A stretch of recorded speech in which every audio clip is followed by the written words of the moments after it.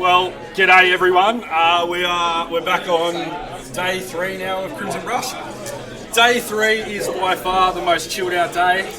Everything's done. Everything's done. Day 1 sort of starts the ramping up. Day 2 is pretty hectic, I think we can all agree. And then day 3 is the day where everyone's just sort of enjoyed chilling out and having some chats around the room. So now I guess we're going to go into our last sort of big chat of the day before we go into judging or announcing award ceremonies and presentation. So we've got our 3 wonderful judges here with us: Dave Caldwell, Natalia Horrocks, and Sebastian Archer. I've been working on my Polish English accent all weekend. I'm doing all right. Did you do some kurvas? You know, I didn't do any. I should do more of it. So we're just going to have a chat about your guys' experience over Crimson. Where would we like to start? Anyone want to start overall experience? Yeah. I think for me and Seb, who have been here years and years in a row, my perspective is that the show has kind of like jumped up a level in every way, like presentation, online, the number of entrants, the number of people that are here the whole time, the stone bid display, people painting, and then particularly the level of the painters and the entries. Everything just feels like it's like a whole new thing almost. It's just it's evolved and just gone so just like it's been really wonderful to see the amount of participation and from the community, not just in terms of entries, but things people have brought to the event. Help from people like you, Andy, and Ben and Storm, and Jim and Trent, and all the background stuff that goes on. It's been really, so appreciated by the whole community. But the whole community has really come and risen to the challenge, I guess, and really grown this into something new, huge. It's grown to a level. We've all said it's turned into something new this year. Compared to previous years. In terms of number of entries and quality and just overall feelings. So. I think it's really great to look around the room and see all different people finding where they fit. Painters getting over and painting and hanging out. People who might never have met each other before, like sharing a paintbrush and a laugh, passing paints around the table. People who are really interested in getting in and having a look closely at miniatures. People talking about their gaming experiences as well from downstairs, and it's just been a really cool atmosphere the whole time. Part of the event has always been that community. The main draw of the event is really the getting together and socialising aspect with the rest of the painting community. For me, it's always been just I look forward to every year getting here to this event, and every time I come here, I think, well, these are my people. I love hanging out with these people. I don't know. I'm a miniature lover. I love them, and everyone else here does too. And it just feels so right to be amongst them. So I love that. And of course, having Natalia here has been always wonderful to have an international guest. Hope you've had a nice experience here. Yes, I did. And I wanted to say that I always encourage anyone basically to come to this kind of events because it's a competition. Maybe not everyone likes to compete, but just putting your works side by side with other painters' works, first of all, makes you understand better where do you stand. And I actually think that usually you can see that you are actually a better painter than you thought. You think you are? Isn't it really common that often people wherever you are on the ladder of painting or the journey of the mountain, people often reduce themselves, right? Rather than sort of see themselves equally or where they should be. So I think you're 100% right that when you come to an event, you can get a real good understanding. You have the unique opportunity to see others' work because this is the very specific art where it's shared on the photos, right? Most of others miniatures you can see on the photos on Instagram, on Facebook, social media, and you may be a good painter, but you may take bad photos of your works, and then you think that you are lesser because they look worse on the screen. Yeah, it can be a pretty crippling feeling, right? When you put a whole bunch of time into something, and then you go, I don't have the skill or knowledge to capture the work that I've done. And so you're almost picking up a secondary hobby, which is like learning how to photograph. So. And again, maybe some other painters, like it's like not a read, but they may be very good at taking photos, like Dave, for example. And like their models may look even better on the photo than like yours look good as in life and on the photos, right? But sometimes the photo makes the models look a little bit different or a little bit better, and like seeing the works live is completely different experience. And here you have like the big collection of different works, and here you can see them all. Right? There's just nothing like seeing miniatures in person, I think, because they're small. The amount of detail captured on such a small size, something about them makes them glow, or it just feels like unreal almost. I always feel like the painting artistry that's gone into a figure can only really be appreciated when you look in person, because you can see it, you can turn it yourself and see it in different lighting, shadows, ways, and see all the different details and textures. It's so different to typical art, which is usually done in a 2D way, and so photos can only give so much of the dynamism and the 3D nature of a photos figure. can give that good an impression of the work, but it's lovely to see them, especially side by side. It's definitely we've shared a conversation plenty of times about the anticipation leading up to an event, to be able to finally get things in your hand and see it, and it's often like... And also talking with authors, right? Because you can talk with people on your level, on higher level, or even with the beginners, and you can be a guide to them, actually. It's really important, I think, to always, it's probably a lame saying, but, have a hand up and a hand down. A hand up to be pulled up by someone who's further along, and a hand down to pull someone up who's not as far along, right? So, I think it's true for everyone. After you come out of an event like this, everyone goes away inspired and ready to just leap into the next thing and just keep on improving. And I think we see it every year. Everyone who comes to these events goes off, does more work, and they improve.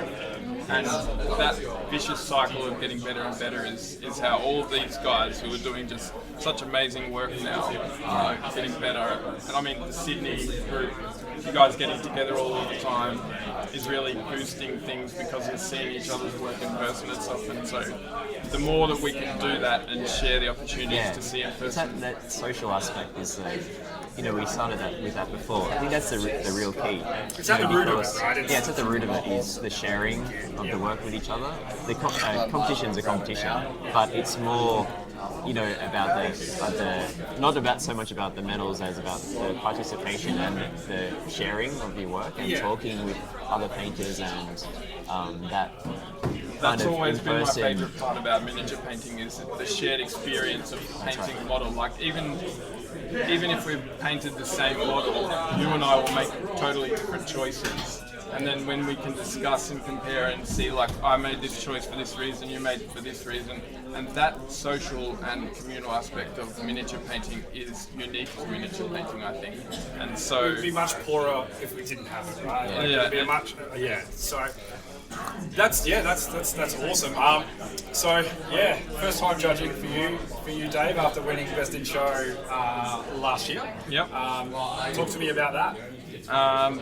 It was fun. I had a lot of fun, and I actually think I found it very enlightening for my own skill or understanding of where I want to go next. And I have a lot of exciting ideas to work on, and seeing stuff that everyone's done, and like, I don't know, as I'm looking through all the photos as we're judging and we talk about the things that are good and not, it makes you realise, like, oh, I've done that before, or I haven't done that before, I want to try that, or I don't want to try that, or I definitely want to try that. And there's certain ideas that are starting to percolate in my own mind, and it was just hard to describe how much fun I had. It was very, very tiring, but we did put you through the ringer a little bit, just sort of like having the whole thing grow so much this year was a big job, but And I really feel like I loved it, and I think for the time being, if Trent will have me, I'll keep judging for at least a few years in a row. Right, so I like it. and, like this is like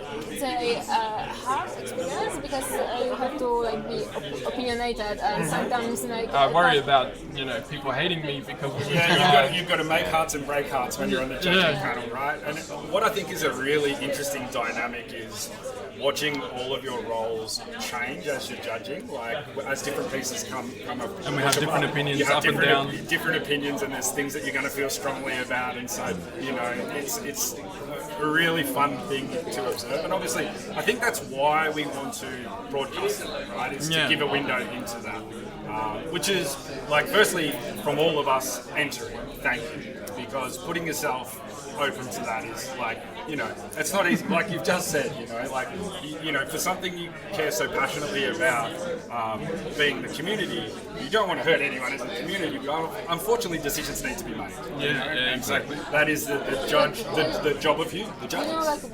but we are not making our decisions on like I hate it, I love it. Yeah. We are usually giving like constructive. You're being critical and analytical about it. Yeah, so it's it may be hard, but it's well argumented, I think. Necessary. Yeah.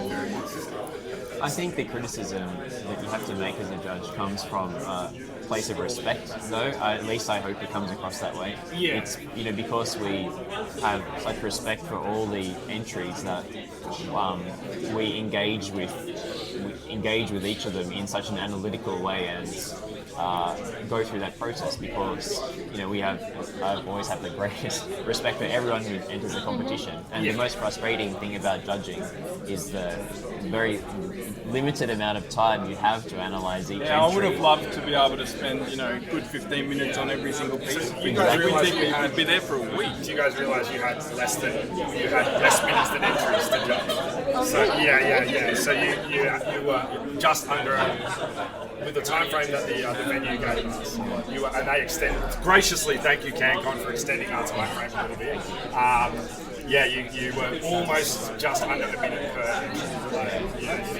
So you guys did a really great job.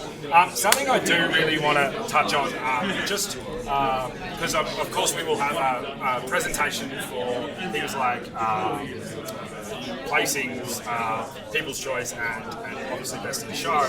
But if you guys could maybe speak to some people who have entered that maybe not in that field, the importance of entering a competition. I think Natalia touched on it before. I've been talking to a few people online this morning who haven't entered the competition, and they say that they really like to keep painting and get across that line and get some entries in. And I'm trying to encourage them all to enter, because every single entry matters, whether you place or not, because while this might not necessarily be something that an individual should care about so much, is boosting the whole competition. The more people enter, if I put one thing in but I'm really afraid, and then I feel bad because they didn't give me a medal or anything, why should I care about making the event bigger for everyone else? But also, there is a lot of benefit to yourself once you get over that hurdle of entering. I went through it myself when I first came along. I was terrified in my first competition. I think that's a unanimous feeling the first time you go, I'm going to put something. But then once you put it in, you find out that you're not as bad as you think you are. And I think that that's a general thing that happens to most people. All I can say is that I hope that anyone who is thinking of entering will take the plunge and enter and help us keep growing this community, because the more it grows, the more attention that will come to your work and everyone else's work, and we all share in the growth, and miniatures are starting to boom now. And also I think that entering the competition, right? In theory, the competition means that you need to win something to have a competition experience, right? First of all, entering the competition is a great opportunity to just display your work. It should be part of your work. Yeah, and then if you want to actually come here and enter the competition, you already are here. You are participating in this event, and you are just getting all this different kind of experiences. Right? You can talk with us, you can paint with us, just spend time together, and you don't have to win, but just participate, be a part of. Yeah. Exactly. I think you really hit the nail on the head there. There's The goal is really, you've won it by entering the competition in a way. It's not about winning the medals. It's about displaying your work and letting people see it in person and not exactly. just online. And there's such value in being able to. It's a rare opportunity to be able to display your work to so many others in the community, and with everyone's work together. And there's something special when you paint for a competition as well. That's when you really evolve. And It's quite funny because I think we all belong to the community, so we're pretty aware of this aspect. But there's been hundreds of people that have come through over the few days that it might be just a humble hello or whatever, but the impact that it can have on them is pretty. One quick thing I'd like to say is that everyone is welcome to enter. There's no such thing as feeling I'm not good enough to enter, or every miniatures of every level are absolutely welcome, absolutely all as valid as each other to enter. And we all even have if to you're doing start something different that doesn't necessarily fit into our mold, that can still be entered. I would love to see someone do a model airplane at one of these sometime, or anything like that. If you're doing or creating something that is a miniature. Something creative. Can come and fit. Chatting to Pavel earlier, and he's like, "You all love your fantasy so much in Australia. He's like, you don't have a lot of historical stuff." I'm like, we do have people that paint historical stuff, but it's not. This all is going more to, of a fantasy A event. fantasy. but yeah, I mean, the table is open for anything, Okay, but also I would like to say that who cares if it's fantasy or it's history, Yeah, right? yeah. Just paint whatever. You can bring paint it. a historical Whatever you character like. as a Yeah, fantasy character, or in a fantasy way. You can paint fantasy miniatures in a historical way. Who cares really? Just be you, do your thing, and just come share with us. Yeah. You will be happy. We will be happy. Exactly right. Competition will grow, I think we've had a fair few chats since you've been here, right? And you've talked a lot about the I guess the sort of carefree nature of the event here in that regard, and sort of everyone's getting in and supporting in that. Really, it is, and this competition is really creating something new, creating new direction. Because in Europe we have the different competitions, and they are basically old, right? Yeah. And here we have something new that is going in its own direction, and by just making it bigger, by admitting your works, you are helping this grow. Yeah. And in Australia, you guys are really open, very bold, very creative. So you go and please expand further, and this will be very great. Yeah. And we would welcome anyone from around the world to come to Australia, visit our fine country, enjoy our comradeship, and enter your stuff in our competitions and see how you measure up. Yeah, show against some of Australia. our Australian customs and the way we like to throw our arms around international guests, have a good time, and We will wine and dine you and treat you like kings while you're here. Yeah, they do. I confirm that. I can confirm that. Yeah. Well, we can probably move on to the next part. We actually have some models here on the table for display, varying from some works from David and Natalia and Sebastian. Some in sculptings alone, and then some sculpts and paints. Why don't you get these two to talk about Dave's? Yeah, we could do that. Yeah, we can have some fun. Are you guys happy to do that? Yeah, go for it. Well, Dave's is right there now. So. Are we doing This is it's on the screen. It's already there. It's on the screen. It's already set up. Okay, so Dave, I love it. This is the most beautiful thing I've ever seen. Dave's blushing. He's blushing. I will move it. Yeah. Just to show the angle, right? And turn it. Because I think that the worst place for this this is very original piece because you don't have that much colorful contrast over here, and this like work is very, I would say, like toned down, because most of the tones are like different variants of gold, right? Even the rocks over here. So with the gold, you created the notion that the gold is actually a background to everything else present in this miniature, and I think that the great like way of creating like focus point was giving this guy a blue black belt. Yeah.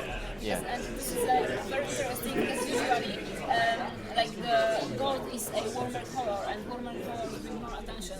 Yeah. Right, and you like flip it. So Right, that's right. over here, like very like saturated black blue is bringing the most attention just because we have so much warm colors. It's a contrast. Yeah. Yeah, and the skin is working with that as well. But the skin is again warm color, pants are warm, so the black bird is like very clever way to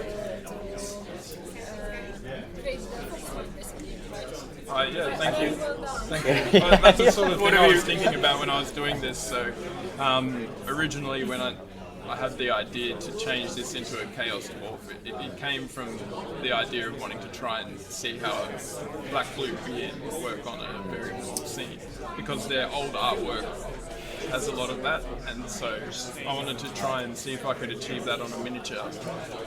I think Dave is what sets Dave apart as a painter is not just his technical skill, which is the absolute highest level, but there's a lot of extra extension beyond that, which is the amount of thought Dave puts into the composition and the way You have to see for this though. the creative concept behind each piece. So it's not just a technical, incredible technical piece. It's gone so far beyond that with the technicality and that real special, the thought. And you can tell when Dave posts his long essays about each Dave's thing- absolute legends. the thinking behind his pieces, how much thought and the love creative and- goes in, and and that's care goes into yeah. it, yeah. So and it's so special because of that. And I wanted to ask that it was so great when I grew up.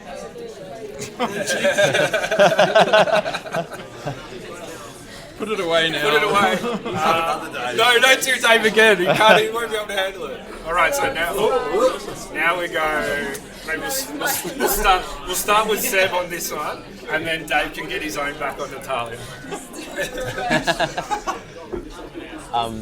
Yeah, Natalia showed me this yesterday, and it's so spectacular. I've never seen a holographic effect painted like this in real life. Anyway, not much online either, but I've never seen an effect like this work so well in the hand.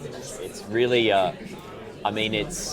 it's completely different to Dave's that we just looked at in a way that's really nice. There's It's executed It's really rather well, than- but so courageous at the same time. there's a lot of yes, that's exactly like creative kind of risk-taking bravery with the color use and the extreme highlight placement and just the overall concept. But also, I've learned now that you're very careful about the little details, and that's a special to you. And that you can see that this is special because nothing's been. Bandolier is beautiful. That's right. That the gold jewelry and Can't every wait to little get a chance detail's to been. pick them one in my private class time, so looking forward And- to that.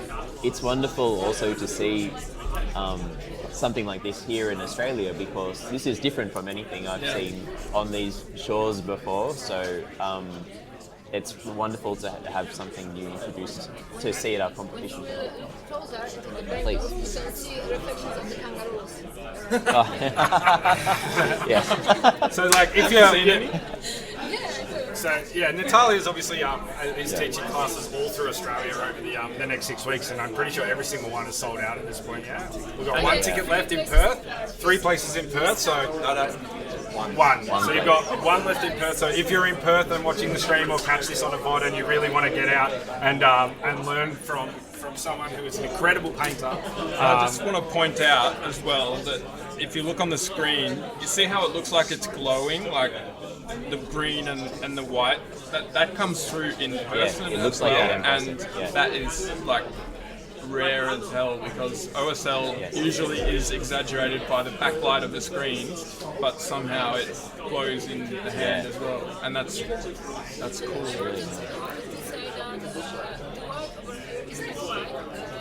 The shiny areas are Yellow. very light, contrasted with very light yellow. Yeah. So, You can see it, I think. Yeah, you can Yeah, see you can it. see I think it. it's Yeah, translating yeah. pretty well. One thing quickly, like start a hype train. You know, I think Natalia and Dave are doing some private stuff, but just start a hype train if you want to get Buxy in there with them. I'll interview them. I'll bring it to the public. It'll be great. There'll be some wonderful things. It'll be wonderful. All right. So you know, get your boy in there. Get your local boy in there. No. $1. Huh? Vote $1. No. Awesome. Dave's turn. Oh, I guess you. Well, I also want to the say same ones. when we bring Natalia's other piece on later, I think the other one is even better than this. Yeah. Can we look at that one next? Let's do it. Shall we do that next? Yeah, let's do up. Natalia. Ah, No, Seb's no, up. do mine later. We don't need to do Seb's this. up. Yes. We'll do the painted ones first, then do the boring sculptures. No, this is my favorite of yours so far. And why is that? Because it suits my taste. It's open. I like the kind of like open pose. It allows me to do a lot with light. I've already got an idea for it. I can't wait till you start selling it. I think this will be the first one I end up painting. I know you've been trying to get me to paint something for a while, but this is definitely going to be it, even it'll be though an Mask honor, Man of is there course. as well. So yeah, like we have a talk about this one. Yeah. And like I really like it that you created like the star composition over here. Like you can, like it wasn't the first thing I noticed looking at this guy, but after you told me that it's on the pentagram star shape, like I love it because and the open composition, right? It's very good for painting because you can all of the shadows you can add are generally not plastic by definition, right? And there are some miniatures that are like tilted forward or something like that, and they are very hard to paint. I really like this I can see last year Seb and I had a discussion about both of us maybe going a little bit too hard on the fine details of things. I can see that I don't know if this It's is a true or not, work but in you're, progress. but you're I'm pulling, trying. you're pulling back on that because I can tell I've been like, trying hard. with the robes, I can tell you wanted to probably go a little bit further with the folds, but you left them just cut out. And I love They are that really amount of like detail. It's fold perfect. is perfect. Yeah, I can't wait to paint this cloth. It's really nice. Thanks, guys. I was. Natalia looked at this yesterday, and there is one small change being recommended, which is moving small compositional point, which is adjustment, which is moving this. If you're interested in such thing, listening, which is moving this particular rat to this end of the star, because at the moment it's competing for focus with the face. Yep. And it's by moving it to this end of the staff, it will help. Natalia mentioned it's the shape is a pentagram, which represents this guy's name is Abino Seimei, who's a Japanese yokai who is represented by a pentagram. So it's an unusual thing for a figure to Following be. along your I tarot. just hope Yeah. that your feet won't clash too much with the dragon head. This is nice, so have it hanging there somehow. Yeah. Carefully if you're going to do that. I'll discuss with Dave. Have we got natural now judging feedback on judges? Yeah. Let's go. Slam him. The mouse here or here because also you like with the pentagram composition, right? You like place the most interesting points on the ends of the star, right? So you the mouse is crushing because it's like breaking the continuity of the. Yeah, I see it. Yeah. So if the mouse is over here, like you will have all of the most interesting elements of the miniature on the end of the star, and then we have the face in the middle, right? Yeah. The face is like. So when this one is ready to go, will this be going through our wonderful sponsor Stonebeard Miniatures? Is that where you'll be able to buy it? Yeah, or through or through Veiled Veiled Lamp. Lamp. where, Yeah, you know, beautifully. Excellent. Pardon? Next one. Nico, we'll be talking about our wonderful sponsors, Nico, shortly because they've been awesome. The price support has been fantastic, really. So we'll definitely be chatting about that. All right. Talia's next You one. start. So I've seen work in progress photos of this. I think I'm not sure whether you shared finished photos yet. Yeah, I Okay. But again, another thing with the way that she gets the light to glow. Turn it so the blue is showing. This blue is some of the most convincing in life OSL that I've ever seen. It's unbelievable. Yeah, it's one thing to paint OSL with a camera in mind, but like when you're really getting it right in the hand as well, Yeah, it really it works shows in- a really nice yeah, level of yeah. mastery on it. And then the tonality other way. shift into the warm tones and the sunset. I love that mix. Like sunset and darkness is one of my favorite Turn to the subjects. Turn to the sunset. Yeah, it's definitely something we've spoken about before, Dave. Yeah, I don't know if you know the Eli Atonement miniature, the elf girl. I want to paint similar tones on hers. So good, and she's perfect. Yeah. But this is a very cute like theme, right? The sunset. Yeah. And she's perfect because it's overall very cute stuff. yeah, Yeah, I think. I like. Yeah, you Yeah, go, Andy. if I can jump in for a quick yeah. minute. When you first posted the background, I don't often feel like a compulsion to like comment on everyone's stuff, but the background immediately made me want to comment. Like the rolling hills, Yeah. like just you felt. How like did you come up with that Yeah, idea? like tell us a bit more about that. Like I can like this idea because I don't want to hear about. Yeah, we've got a little bit of time. Okay, so in general, I had this one started with an idea came from like born in the Polish painter who was painting a very beautiful like landscapes, which out. Yeah. And also we have something like sites, and it's a walking, but also it's based on a particular aesthetic where we have like Polish folklore stuff mixed with science fiction / steampunk. Yep. And my initial idea was to take the miniature of Kołbica, which originally it's a zombie. Like we wanted to take her as a beautiful Polish girl. Well, basically she is right. I didn't have to respond to almost anything. I just No, had she's to- beautiful. Yeah, I just had to fill the gaps because she's Was a she zombie. a zombie?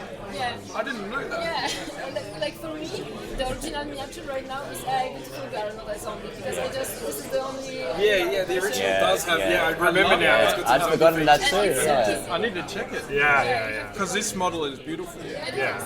And I really wanted to paint her, and I wanted to. Does someone own this? Does someone own this piece? It's a commission. Yeah. And I really wanted to like create this ominous feeling. And I had a problem. Like the ominous feeling comes from this thunder here, and she was looking in this direction. She has this slight facial expression, which are not very strong, but A little bit of shock. yes, or something like no. Yeah. Just like Feeling something bad is coming. Yeah. And the swallows, actually the swallows didn't have like the first of all, but they create like the feeling of something goes away. Yeah. And usually when the storm comes, the winds are blowing from the storm. Yeah. So I knew that I want to create a storm here, which is a ominous thing. I was at first I wanted to add a robot from the side, marching from. A robot? Yeah, because they are like very ominous objects. Some bumps here and there. Yeah. And like you have to check it out. The aesthetics from the side are really high. And I wanted to. You'll have to show me. Yeah, I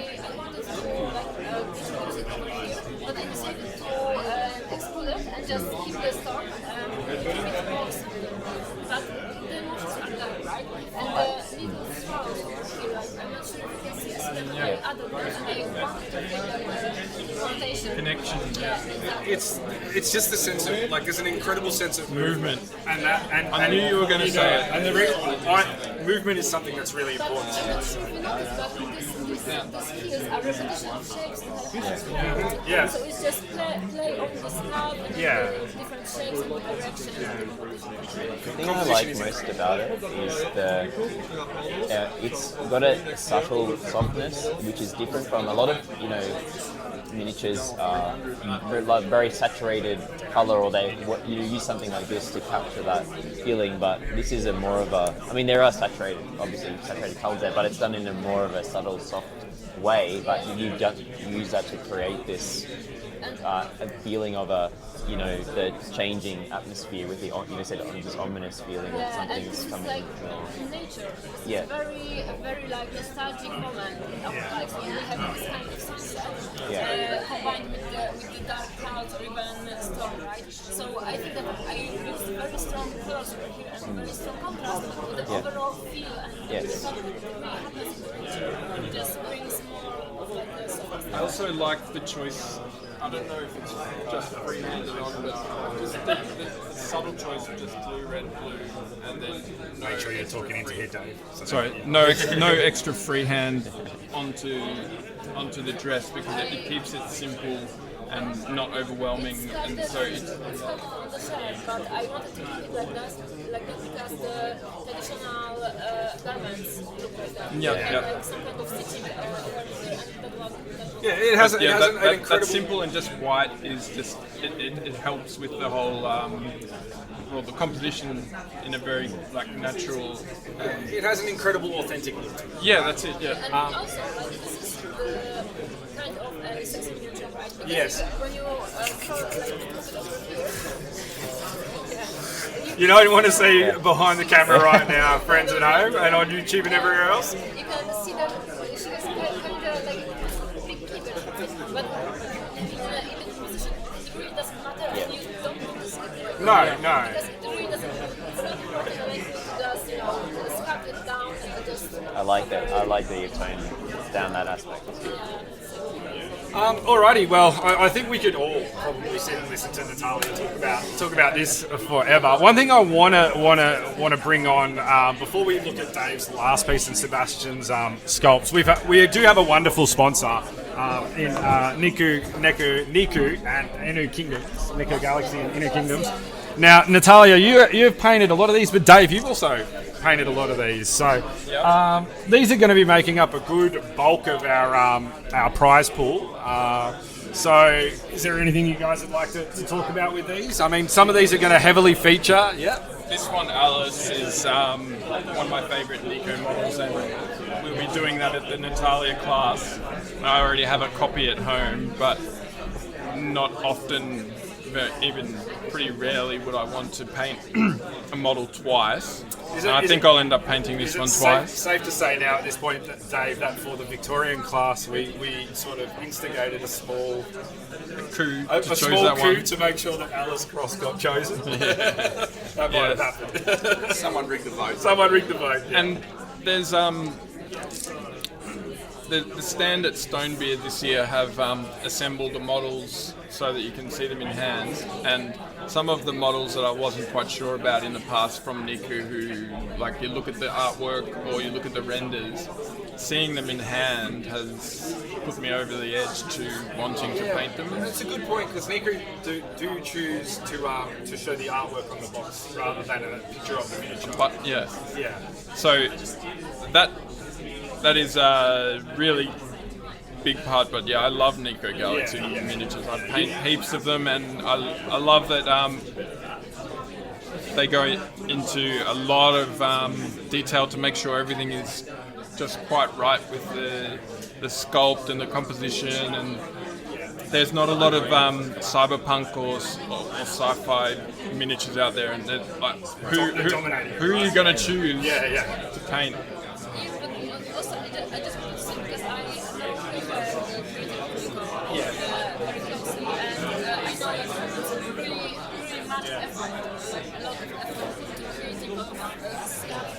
cares about the quality, about the artistic like merits, interesting composition. Yeah. He doesn't want to do stuff that is just popular and that everyone will buy, but he really wants to introduce some new ideas, Yeah. something creative, something like you've never seen before.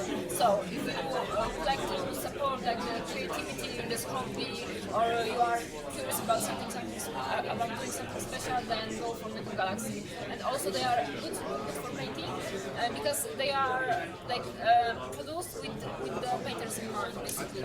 I see it And very they're excellent casks. Yeah. Always excellent casks. I see it very commonly in people starting their journey. There's a They Nico choose a Galaxy Nico as their first model, yeah. very early on in the process, and then continue coming back to it. Yeah. I personally follow the Zill range. Like anything with Zill, Yeah, is, but I mean, actually, it's an interesting model because first it was produced as a bus, yeah. and actually I think that the 75mm version is kind of more of a fuller idea. yeah. I like it better personally myself yeah, too. Yeah. Yeah, so you can get like a bus with a 75mm. Alice actually is a great bus for a beginner, and for more experienced people. Something we've seen more from Nick on the Nico side is introducing previous busts into 75mm, right? Like, Yes, but also they are like very much close about that because I don't want to shade anyone, but it will be a little bit of shade. Yeah. Like, there are some companies that just produce a 75mm and then just cut out, they just cut out the bust, resize it, exactly the and same. they create, but there is an issue of the details being not adjusted to scale. Being obscured, yeah. Yeah, and Piotr actually is going an extra mile, and he commissions the sculptor to do a whole new sculpt. Yeah. So this is not just cut out maximization of your money basically into sculpting, but he's really creating something special, And doing something dedicated. I know Peter pretty well myself as well, and he's not really making much money from doing this. He just does it because he loves making Yeah. really cool models. common shared love again, like appearing in this hobby. So yeah. Sometimes when he knows that the model is not going into a good direction, he prefers to lose the money Yeah. and hire a new sculptor Yeah. to do it right. Yeah. So they're showing that passion. So in a nutshell, if you want to paint something awesome, And if you haven't tried a bust yet, Yeah. you can start with Nico Galaxy, and I think any choice among them you'd be pretty happy with. But yeah, Alice is a great one, and I'll shamelessly just say that I think Zill's pretty good. Aikido, Zill. Aikido, Nalani, very There's good. something for everyone's Yeah, taste now, there. now by we now. can't just only sit on the Nico side. There's another side, which is Inner Kingdoms. So for the fantasy lovers, we're going to bring some of those over now, I think. You may have, if you follow along with the broader display painting world, you will have probably seen a lot of these miniatures popping off in 2021 when the Kickstarter, late 2021 when the Kickstarter was live. You Yep. started to see some box art. Dave, you were fortunate enough to do a box art, I believe, for one of these. Is that correct? Yeah, I did Isra Illuminated. Yeah, and Natalia did as well. And then these all sort of went live in 2022, and everyone could get their hands on them. So this Aries. Irenis, yeah. Irenis. Yeah. That's the one that I saw assembled on the Stonebeard table, and I'd previously spoken to Petra. I'm not good with the pronunciation of the With names. Polish names. I've still got to That's practice. just our Australian thing. Yeah, We're not it's that hard. great at speaking I words. just want to say Peter. Yeah. But yeah. Piotr Czajka. Yeah. Seeing this model in person has convinced me to want to paint it now. I have an idea that I want to do now, and so Do you know it's going how on my many list. people have said that? Like Trent I didn't is, like it so much before You're I saw interested it, in now painting this model? I know I'm interested. A few of the people that I paint a little bit closely are but like, yep. I will be painting Niobe next. That's probably the next Nico and Inner Kingdoms model that I'll paint. I think in March. Yeah. That'll be probably one that I do. I hope the idea I have for that will be cool. Something pretty cool about this range is that particular models really stand out for doing particular things, right? Like Yama is really going to encourage you to challenge yourself with painting Sheer. Omcel and white and sheer, particularly sheer fabrics. Niobe will challenge you to painting an object like the orb, which is a particular challenging thing. So I noticed that across the whole range, there's a feature that you feel like you're going to be challenging yourself no matter what. Yeah. Because, Yeah. the whole range was proposed as a whole, Yeah. just to encourage this kind of things. Yeah. And with Erebus, you can see that there's a lot of potential. Yep. And miniature like Niobe has less, so we can choose find something for summer events. Yeah. There's also a line of academics which are great for like a weekend project, right? And you can Speaking of academics, we might wrap up on talking about Inu for a little bit. We'll be mentioning Inu again at least a couple more times before we wrap up the streams, because again, the graciousness from Inu. And I'll be using Shiv, one of the academics from Inu, with my private class with Yeah, Natalia, so you'll see some things like that come out. So they're like two peas in a pod right now, these two. We will discuss some. Yeah, we're going to bring on some more academics now, and these ones are really, really cool. So these ones, I'll let Seb talk a little bit about. These are works in progress They're still. work in progress. They're almost finished. I'm just doing the final touches. So some of the clay is still active and not baked. That's why they're still just on corks. But this is, well, they are. I'll put the blame on Jim from Stonebeard, because he said a month or two ago, why don't you do some dwarf academic busts? Because Jim loves dwarves. Jim loves. There's a common saying we have. Jim loves dwarves, and we love Jim. Yeah. Right? And I've actually never sculpted a dwarf before.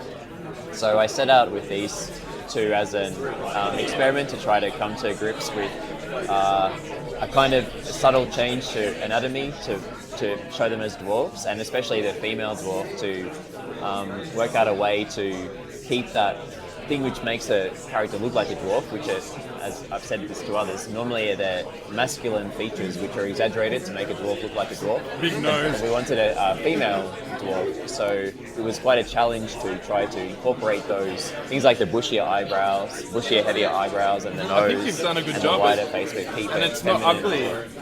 ugly. So anyway, I won't. Okay, so I like this class. We have tons of works in Yeah. the miniatures. Look at her. Yeah. Basically, she's so great. Like I Yeah. love this one. Yeah. Her facial features are so like unique and so like she's meant to look more like manly, but she's not ugly. She's She's handsome. Yeah. Yeah. Yeah, and she's handsome. Like I want to work on her face. I want to make it right. And like her face is very nice, but also look at her hair. Like she looks like Merida. This is very hard to discover the texture of the puffins. And like the hair is so beautiful. I really want to do her. It's hard to not hard. Sorry, it's rare in miniatures to have facial expressions. Like sometimes I think it's something that we don't get enough of, and so when you see a model that has a facial expression that is feeling like very natural and correct anatomically, it pulls you into wanting to paint it just because it's so rare. How great is her confidence? Like that's the thing that I love in her face. Like her confidence is like breathing. Like And she's like looking at someone like, yeah. She's got the look that like if we have something going on, I'm coming off best. You know, that's the look I see in her face. Is like you're not getting the better of me. Yeah. I love that about her. Yeah. Boss. Yeah. no, she's the boss. Yeah, that's what I said. Boss. She's the boss, and then he just does what he's told. Yeah. No, both excellent, and again. I don't know to choose one, but I also like the guy because again I really love his work as well. And he's like great. I like him, but she's very unique. Thanks. Awesome. All right. Well, Kind words, guys. is there any like final things you would like to say to the stream? It's getting a bit loud in It's here. getting so incredibly loud in here. The room is filling up pretty drastically, so we apologise if at times we've been getting washed out by the noise. But people are really excited, and we don't want to dampen that too much. Well, yeah. I showed it. We did have one more of Dave's piece that I think we should have a super quick look at. Is that all right, Dave? to Yeah, bring on? alright, fine. It's not finished. It's not finished totally yet, but yeah. Yeah. Well, the painting is more or less finished. I just need to work on the resin on the base. Yeah. It's a beautiful So piece. spectacular. When you told me The I wanted skin to see was the this in hardest. hand, Yeah, I yeah, was yeah. like, yeah. The skin was the hardest thing I've ever painted. I think It's it's just technically like this- difficult. Yeah.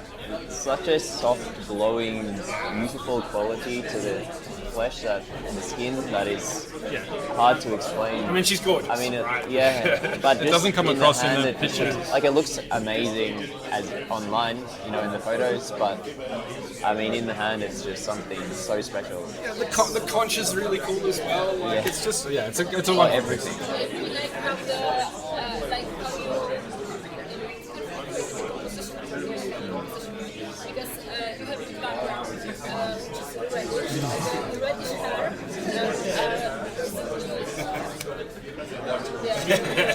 Eric, I think Eric's having some fun in the chat there with Dave. You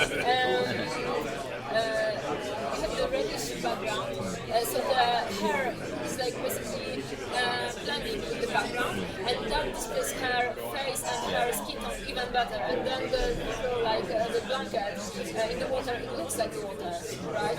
And it's blue, so you really like display the character, really nice, and it's so beautiful job with the skin, and you are displaying it even more. So. Beautiful.